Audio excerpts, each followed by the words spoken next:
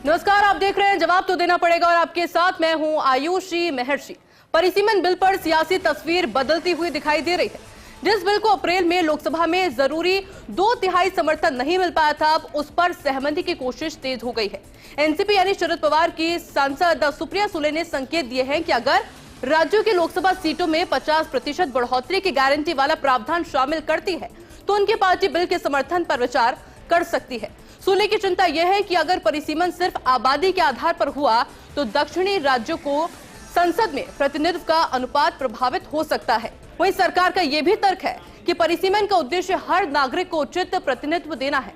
सरकार का कहना है कि सीटें बढ़ेंगी और किसी भी राज्य के साथ अन्याय नहीं होगा। और इस पूरे मामले में सबसे बड़ा सवाल यह है कि क्या 50% सीट बढ़ोतरी वाला फॉर्मूला सरकार और विपक्ष के बीच सहमति बना पाएगा?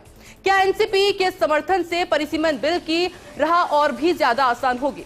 और क्या नई संसद में सीटों का नया संतुलन सभी राज्यों को स्वीकार होगा? बात आज इसी मुद्दे पर।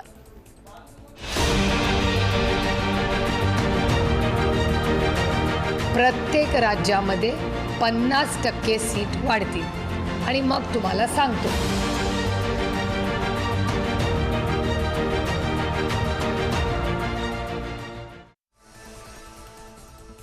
और इस मुद्दे पर हमारे साथ बातचीत करने के लिए मौजूद है पंकज जोशी जी है बीजेपी से।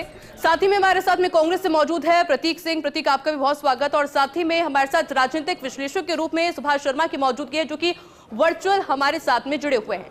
पंकज जी, सबसे पहला सवाल मेरा आपसे रहेगा, क्योंकि जब पहली बार लोकसभा के अंदर इस बिल पर चर्चा हुई थी तो कई सारे रिएक्शन हमने देखे थे। हालांकि महिला चाहती थी कि जो बढ़ोतरी है उसमें देखने को मिले, लेकिन अभी जो कहा जा रहा है कि इसके अंदर अलग अलग राज्यों के अंदर जो आंकड़े हैं उसमें बदलाव नहीं होगा, अन्याय किसी राज्य के साथ नहीं होगा।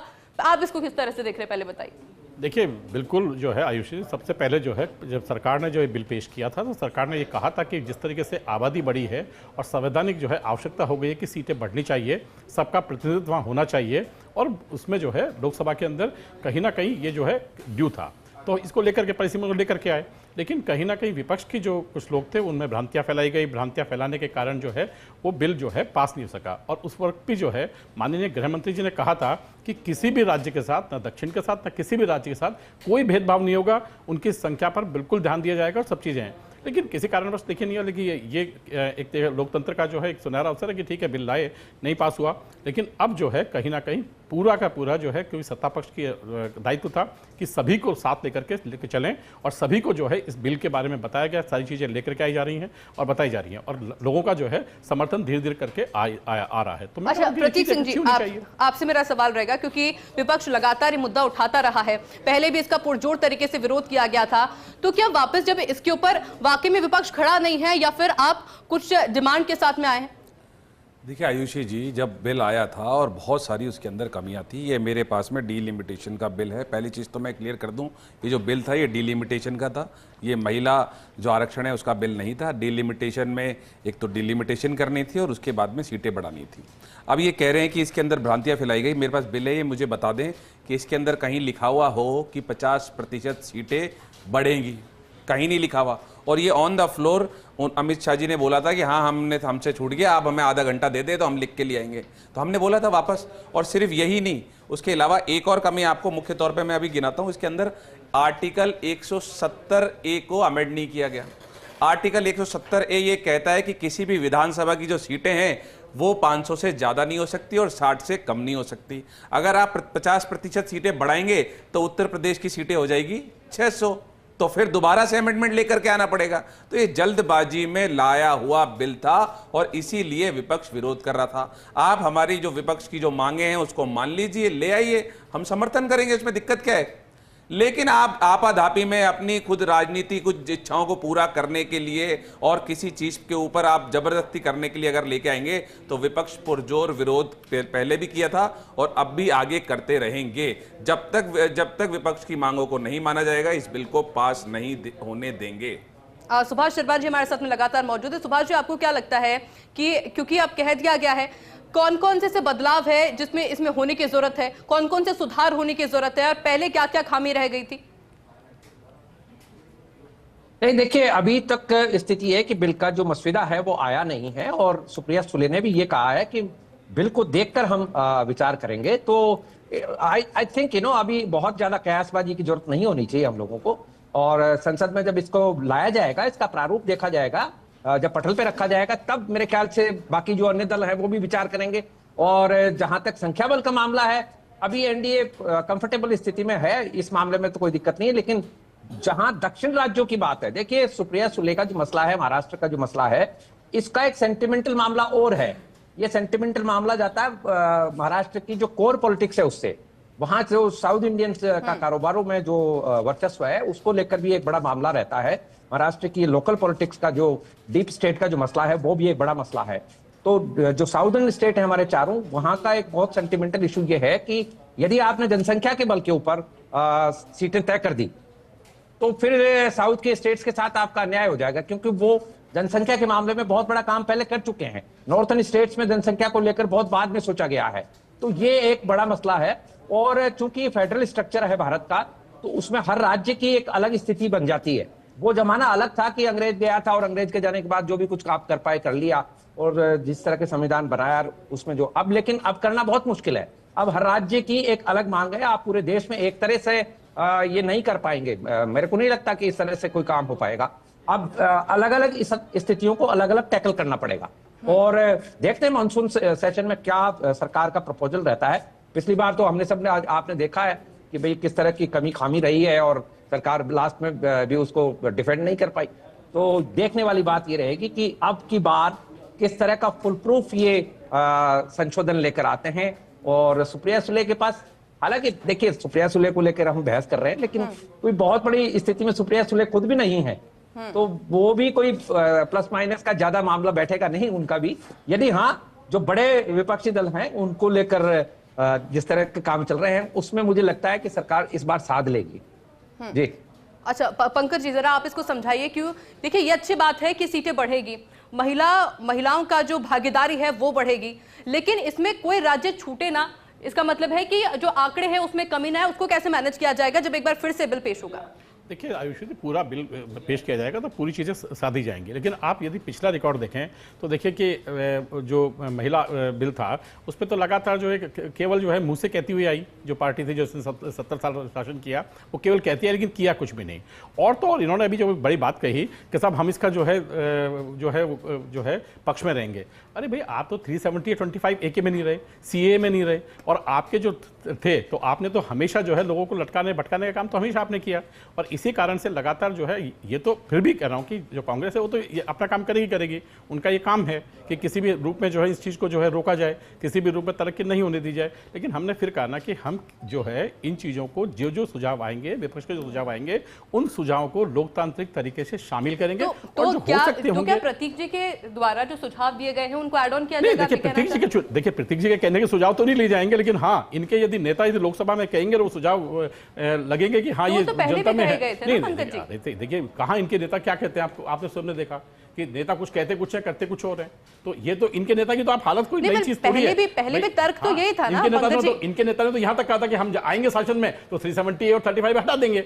इनके तो जो है, देखिए इन्होंने तो हमेशा कहा ना, इन्होंने तो कोई भी चीज ऐसी नहीं की। इनके नेता तो जो है, आप देखिए कि सुप्रीम कोर्ट ने शाबानो केस में जजमेंट दिया, जजमेंट देने के बावजूद भी आकर के दबाव में आए तो उन्होंने उठा करके जो है अपना कॉन्स्टिट्यूशन में परिवर्तन कर दिया, संविधान में संशोधन कर दिया। तो इनकी तो बात जो है अब छोड़िए, क्योंकि ये तो बिल्कुल जो है अब कर रहे हैं। तो लेकिन हाँ, मुख्य विपक्षी लोगों से बात करेंगे, जो चीज संभव होगी, इसका ये मतलब है कि अभी तक उस पे हमने जो बात कही है, सरकार ने जो बात कही है कि जो 4 जातियां बताई गई हैं, चाहे वो किसान हो, चाहे वो युवा हो, चाहे वो महिला हो, और चाहे वो गरीब हो, इनके साथ जो है पार्टी किसी भी हालत में ना इंसाफी ना होने देगी, ना सरकार होने देगी। और इनके साथ लेके चलेगी। हाँ, मसौदा तैयार, देखिए मसौदा तैयार किया है, उसके अंदर मसौदा चल रहा है। और अब जब 20 तारीख से जो है सेशन शुरू होगा, हाउस शुरू होगा, तो हाउस में लाया जाएगा।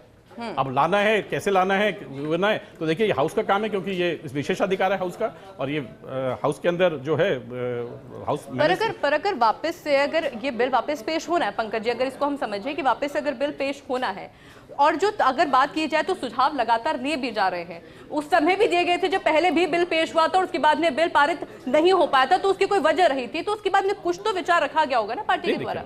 मैं कह रहा हूँ ना, देखिए आप स्वयं देखें ना कि देखिए कई बार ऐसा हुआ कि जब बिल पास नहीं हुआ, दोबारा बिल सेकंड टाइम पे बिल पास हुए, तो ये जो सुझाव है उस टाइम सुझाव दिए गए थे और उन सुझावों को सम्मिलित भी किया गया था, लेकिन एक छोटा सेशन होने के कारण और एक छोटा वो होने के कारण जो है वो नहीं हो पाया था। लेकिन अब जो है आएगा या होगा, ये तो देखिए अभी मैं कोई भी नहीं कह सकता, क्योंकि ये विशेषाधिकार है संसद का कि कौन से बिल जो है वहाँ सबमिट किए जाएंगे, कौन से बिल आएंगे, तो ये तो वहाँ की जो कमेटी है, देखिए पार्टी, देखिए ये पार्टी तय नहीं करती है, सरकार तय करती है, और सरकार की जो लोकसभा की जो वो है कॉन्स्टिट्यूशन है उसके तहत तय होगा कि वो कमेटी जो बनती है उस कमेटी तय करती है कि कौन कौन से बिल जो है वो आगामी उसके अंदर रखे जाएंगे। नहीं, तो मैं आपसे ये कह रही हूँ, जिस तरीके से सुप्रिया सुले के द्वारा एक बयान दिया गया है कि अगर परिसीमन के आधार पर होता है, अगर किसी भी राज्य के साथ में अन्याय नहीं होता है, उनके आंकड़ों के साथ में अन्याय नहीं होता है, अगर महिलाओं की भागीदारी होती है, अच्छी बात है, लेकिन सवाल क्या अभी ये भी बना हुआ है कि ये बिल वापस पेश होगा कि नहीं होगा? पंकज जी, देखिए आयुषी जी, खुद गृह मंत्री जी ने कहा था कि किसी के साथ भी अन्याय नहीं होगा,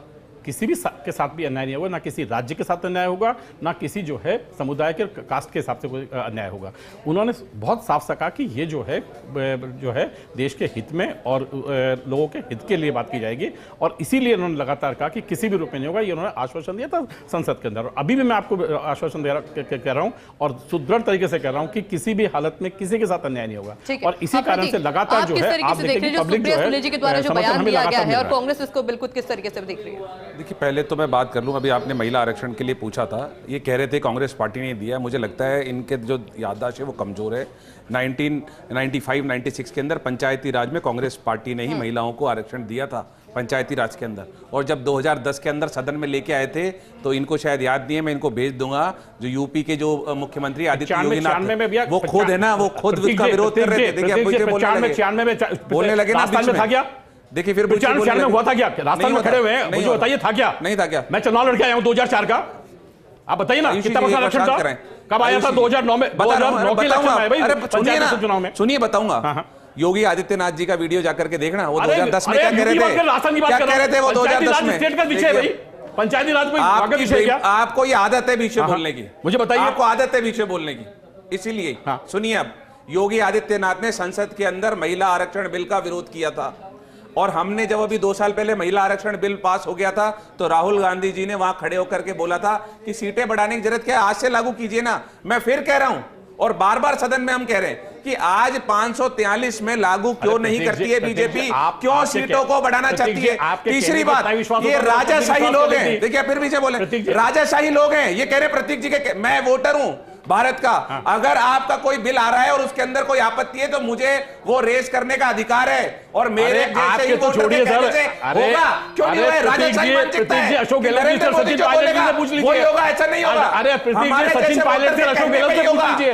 वोटर तो छोड़िए, वोटर तो बाद में आया, अरे आपके 2 नेताओं से पूछ लीजिए, आप पहले भी नहीं, अरे भाई मैं कह रहा हूं 2 नेताओं से पूछ लीजिए, राजाशाही सेम चुने हुए लोगों से पूछ लीजिए, राजाशाही अगर रखेंगे कैसे बक्कल के गए और कैसे बक्कल के आए, फिर अरे मैं क्या कह रहा हूं आपको, वोटर की छोड़िए, आपको वोटर के अधिकार, आपने तो सचिन पायलट के विधायी अधिकार छीन लिए। अगर विपक्ष की बातों को नहीं माना जाएगा तो ये बिल पास नहीं होने देंगे, फिर नहीं होने देंगे, पिछली बार भी नहीं होने दिया था, राजस्थान की विधानसभा ने देखा है, आप करा के बता दीजिए, राजस्थान की विधानसभा ने देखा है कि सचिन पायलट के आपके विधायी अधिकार कैसे छीने, ये यहाँ छीना है आपके, देखिए आपको बताइए ना, हमने तो नालायक निकम्मा किसी वसुंधरा राजे जी का कैसे छीना है, बताइए ना, नालायक और निकम्मा बताइए, वसुंधरा जी के कैसे पर्ची पकड़ा दी कि पर्ची पढ़ दो, मुद्दे पर बात करिए ना प्रतीक, मुद्दे पर बात करिए ना, मुद्दे पर मुद्दा चेंज किया, अरे आपने तो पुलिस लगा दी, मैंने मुद्दा चेंज किया, पुलिस लगा दी आपने, आयुषी जी आप उनको टोकी, मैंने थोड़ी मुद्दा चेंज किया, आपने तो पुलिस लगा दी, उनके बात कर रहा हूं, देखिए फिर वो मुद्दा वही चेंज कर रहे हैं, मैं नहीं कर रहा।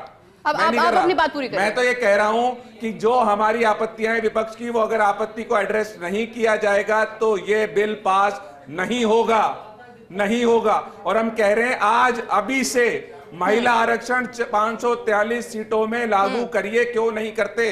क्यों बीजेपी के जो मेंबर ऑफ पार्लियामेंट हैं वो ये नहीं सोचते कि हम अपनी चीजें छोड़े, महिलाओं को आगे आने देना? वो अपनी सीट छोड़ने को तैयार नहीं, बोल रहे नहीं बना दो, उन पे दे देना। ये कैसी बातें हैं? ये कैसी बातें हैं? चलिए सुभाष जी, आपका मैं रुक करूंगी। देखिए बात इतनी सी है कि महिलाओं की भागीदारी अगर बढ़ती है सदन के अंदर तो उसमें इतनी राजनीति क्यों? क्या बिल पहले भी पेश इसलिए नहीं हो पाया था कि उसमें खामियां थी और उन खामियों पे वाकई में ध्यान नहीं दिया जा रहा है? नहीं, देखिए दो बातें अलग अलग हैं। महिला आरक्षण को लेकर मामला अलग है और सीटें बढ़ाने का मामला अलग है। अब इन दोनों को यदि जोड़कर सदन में कोई बात की जाती है तो फिर वही राजनीतिक बात हो जाएगी। परिसीमन का जो मसला है उसमें महिला आरक्षण कहाँ मामला है? महिला आरक्षण के बारे में तो अलग बातें हो चुकी हैं और बिल भी दो, आप देखें ना, उसका प्रेसिडेंस भी तो है हमारे पास। लेकिन यहाँ जो परिसीमन का मामला है उसको लेकर पेचीदगी है और परिसीमन के मामले में जो साउदर्न स्टेट्स हैं उनका ज्यादा बड़ा मसला है। लेकिन हाँ, एक बात जरूर है कि आज की तारीख में यदि हम लोकसभा की बात करें, राज्यसभा की बात करें तो एनडीए कंफर्टेबल स्थिति में है। आप देखिए जरा कि 272 की जगह 318 लोकसभा में है और 123 की जगह 152 राज्यसभा में है। 2/3 बहुमत के लिए क्या कह रहे हैं? 2/3 बहुमत चाहिए मेरी बात सीटें बढ़ाने के लिए। वो भी मैं आ रहा हूं ना, तो आप जरा कंप्लीट तो करने दीजिए महाराज। आप बीच में उछल रहे हैं। तब मैं कह रहा हूं कि एनडीए कंफर्टेबल स्थिति में है यदि बिल को कॉन्फिडेंस के साथ में लाया जाएगा। ये जो परिसीमन का जो मसला है, दो चीजें अलग अलग हैं। ये मैं आपको फिर कह रहा हूं कि महिला आरक्षण का मामला अलग है, इसमें विरोध ज्यादा नहीं झेलना पड़ेगा। क्या कह रहे हैं? क्या कह रहे हैं? पूछ रहा हूं, मोदी जी ने पिछली बार जोड़ा क्यों? गलत किया ना, ये बोलिए आप। अरे भाई, आपके कहने से थोड़ी बोलूंगा मैं गलत करना सही करना। वो जो संसद का काम है, मेरा काम थोड़ी है।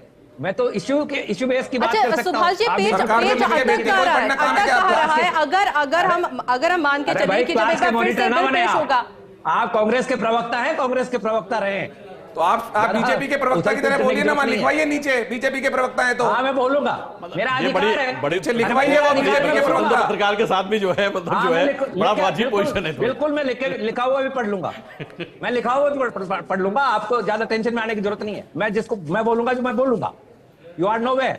हाँ, आप क्या पूछ रही थी आयुषी जी? जरा पूछिए। मैं ये पूछ रही हूँ सुभाष जी आपसे कि पेच अटक कहाँ रहा है? अगर ये इस तरह से तो बात कभी बन ही नहीं पाएगी। प्रतीक ने कहा कि ये हमारे द्वारा लाया गया था, बीजेपी कह रही है कि हमारे द्वारा लाया गया, पेश हुआ लेकिन पारित नहीं हो पाया, क्योंकि कई सारे ऐसे सवाल थे जो उस समय भी खड़े किए गए और वो सवाल अभी भी बने हुए हैं। यानी कि अगर भविष्य में बिल वापस पेश होता भी है तो उसमें तर्क आखिर रहने क्या वाले, बदलाव आखिर क्या रहने वाला है? वही जो आपने कहा कि जो सीटों का बंटवारा होगा कुछ राज्यों के अंदर, वो अभी तक बैठ नहीं पा रहा है। सुभाष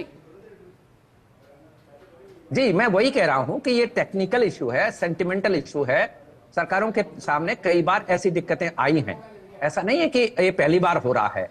और सरकार भी, आप हम सब जानते हैं कि रिजर्वेशंस के जो मसले होते हैं उसमें सर्वदलीय सहमति भी लेनी पड़ती है। जनता का भी एक रुख देखना पड़ता है कि भाई जनता किस तरफ जा रही है।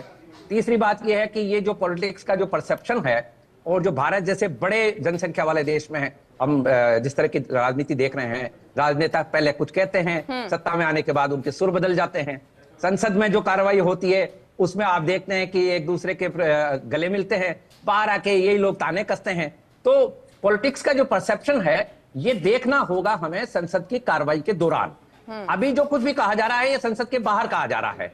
ये विधायी कार्य जो है इसमें और आज की तारीख में जो बातें हैं उसमें फर्क है। यही सुप्रिया सुले जो अपनी बात कह रही हैं, आप देखिएगा कि संसद में जब बात होगी तो ये बात कुछ अलग कही जाएगी। ये जो 50% की शर्त है ये सुप्रिया सुले ने एक शगुफा छोड़ा है और साथ में एक राइडर भी लगाया है कि हम उस ड्राफ्ट को देखकर बात करेंगे। तो ये पॉलिटिक्स है और ये भारत के राजनेताओं को बहुत खूब आती है और ये पॉलिटिक्स जो सिखाने का काम है ये कांग्रेस ने किया है देश में। तो कांग्रेस ये अच्छी तरह जानती है कि हम कहते क्या हैं, बिल जब लाएंगे जब क्या करेंगे। हिंदू कोड बिल के टाइम नेहरू जी ने क्या किया था, मुस्लिम कोड बिल क्यों नहीं लाए? तो ये सारा हमारे यहाँ चलता रहता है। हमारे यहाँ ये देखने वाली बात है कि भाई नेताजी की खुद की कॉन्स्टिट्यूएंसी क्या है, वो खुद का विचार क्या है उनका, उसके इर्द गिर्द सारी राजनीति घूमती है। 2014 में सरकार आ गई एनडीए की। यदि एनडीए को ही काम करना होता तो एनडीए कर चुका होता अब तक। आज 2019 से 2024 में तो इनको कोई दिक्कत नहीं थी ना, तब क्यों नहीं किया गया? क्यों पहले नहीं कहा गया था क्या बीजेपी की तरफ से पहले कहा गया था ये, लेकिन नहीं कर पाए। तो इसका मतलब क्या होता है? मुद्दों को लटकाए रखना और संसद की कार्रवाई चले, जब फिर वो मेजे थपथपाने का और जो नारेबाजी करने का, वॉकआउट करने का और फिर सरकारी खर्चों का जो हमारे यहाँ बेहिसाब किताब है वो सब हम देखते हैं। और संसद की कार्रवाई में होता क्या है? आप मुझे बताइए कि आज तक देश का इतिहास है कि अंग्रेजों के जो बेयर एक्ट्स हैं उन्हीं को आगे से पीछे हम कट पेस्ट करते रहते हैं। कौन सा हमने क्रांतिकारी काम कर लिया है? चलिए कौन सा पंकज जी आपका मैं रुक करूंगी। एक तरीके से बॉक्स तो कुछ किया ही नहीं है। एक तरीके से इस बिल का पास होना लोकसभा की तस्वीर बदलना होगा, देश की तस्वीर बदलना होगा, एक जो सोचने समझने की जो शक्ति होती है, जो विचार किए जाते हैं उसको बदलना होगा। लेकिन उसके लिए हमने पहले भी देखा था कि विरोध प्रदर्शन भी हुए थे, कई शर्तें पहले भी लाई गई थी, जो सुप्रिया सुले के द्वारा अभी कहा गया है इस तरह की शर्तें पहले भी आई थी जब पहले बिल पेश हुआ था। लेकिन इसके लिए अभी तक क्या तैयारी अभी तक भारतीय जनता पार्टी के द्वारा की गई है? क्योंकि पहले भी चूक हुई थी और ये एक्सेप्ट किया गया था, लेकिन अब इस तरह की चूक ना हो, किस तरीके से इसको पेश किया जाएगा? देखिए आयुषी, मैं पहले भी आपको कहा कि सरकार ने जो चीजें वादे किए जनता से, वो वादे पूरे किए, ये तो कोई सा भी बात हो। लेकिन मैं आपको कहना, मैं आ रहा हूँ, मैं वही टेक्निकल बात पे आ रहा हूँ। और आपने कहा कि ये जो टेक्निकल बात थी, टेक्निकल बात ये है कि जो लोग छोड़ रहे हैं, अपने नेताओं को छोड़ करके जा रहे हैं, तो वो उससे संतुष्ट नहीं है ना, उनके जो डिसीजन से संतुष्ट नहीं है। तो कहीं ऐसा नहीं हो कि बाकी पार्टियों को भी संतुष्ट नहीं हो लोग उस पर। तो मैं कह रहा हूँ कि जो करने के लिए आपको उनके भी तो चाहिए तो सही ना। नहीं, हो सकता है उनकी मंजूरी तो चाहिए होगी आपको। अभी तो उनके लीडर तो मना कर रहे हैं। देखिए आयुषी जी, उनके लीडर मना कर रहे हैं। लीडर छोड़ के, लीडरों को छोड़ करके उनके लोग जा रहे हैं ना सदस्य। उनकी लीडरशिप को छोड़ के सदस्य क्यों गए भाई? आप मुझे बताइए, क्या उनके लीडरशिप में कमजोरी आई ना? उन्होंने जो बताया, जो कहीं ना कहीं उनके डिसीजन गलत थे ना, इसी कारण से तो उनकी लीडरशिप में प्रॉब्लम आई। आज लीडरशिप खत्म होकर के जो है लोग जमीन पे आ गए, उसे कारण क्या रहे? तो मैं यही कह रहा हूं कि लोग सत्य के साथ आएंगे, लोग ये कहेंगे कि जहां जनता साथ होगी वहां जनता के साथ रहेंगे। और आपने स्वयं ने जो है वेस्ट बंगाल का सीन देखा कि जनता किसके साथ थी, और जनता ने बाद में जो है जो लोग चुने हुए थे, जो लोग ऊपर से जो दादागिरी कर रहे थे, उनके साथ क्या हर्षित किया वो जनता ने उनको साफ बता दिया। तो मैं यही कह रहा हूं कि जनता के जो चीजें हैं, जनता के लोग हैं, वो जनता के प्रतिनिधि समझते हैं, वो समझेंगे। और निश्चित रूप से ये जो है परिसीमन जो बिल होगा, क्योंकि 2026 में ड्यू था, सुभाष जी ने जो पूछा कि पहले क्यों लाए, 2026 में ड्यू था, 2026 में ड्यू होने के कारण इस परिसीमन बिल को लेकर के आए। और इसी कारण से हमने कहा कि जो भी चीज लेकर आई भारतीय जनता पार्टी ने, जो वादे किए हैं, जो चीज लेकर आई है, पूरे करेंगे। देखिए, जो ये कह रहे थे कि जनता, आप देखिए कि अपने नेता छोड़ के जा रहे हैं, मुझे ये जनता पे ही छोड़ता हूं मैं कि 800 वोटों वाली जो पार्टी होती है उसके अंदर 20 सांसद चले जाते हैं, तो पता नहीं किस भावना से जा रहे हैं, किस जनभावना से जा रहे हैं। और मैं फिर कहूंगा कि जो जनता की भावना है, वाकई में जो जनता की भावना है, जिन्होंने काम किया है, अपनी जनसंख्या को कंट्रोल में किया है, उनके साथ में दुर्भावना नहीं होनी चाहिए। 50% का जो क्लॉज था वो बिल्कुल इस परिसीमन बिल के अंदर लाना चाहिए। विपक्ष की जो बातें हैं वो सुनना चाहिए, और सुनने के बाद में अगर लाएंगे, सर्वसम्मति से अगर पारित करेंगे विपक्ष की बातों को, अगर उसमें जगह मिलेगा तो ये बिल पारित होगा, नहीं तो नहीं होगा। नहीं करने देंगे, मनमानी नहीं करने देंगे सदन के अंदर। 335 में आपने कहा था और जनता खुश है। ठीक है, सुभाष जी आपका लास्ट एक।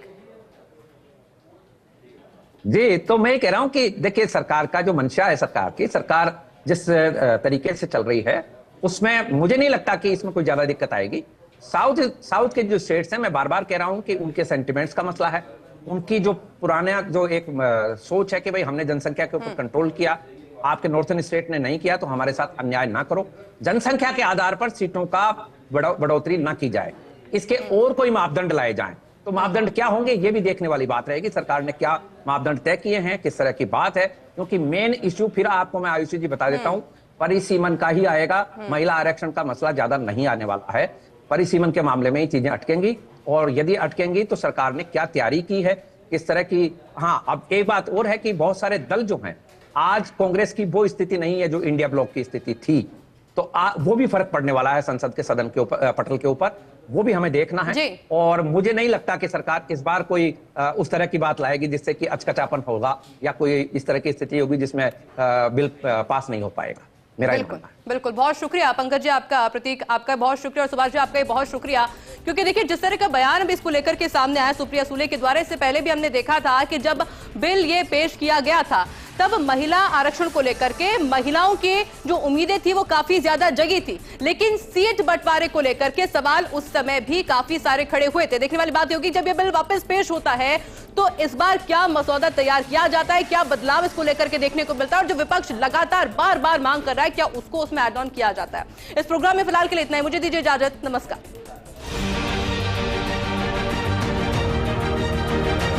प्रत्येक राज्यामध्ये 50% सीट वाढतील आणि मग तुम्हाला सांगतो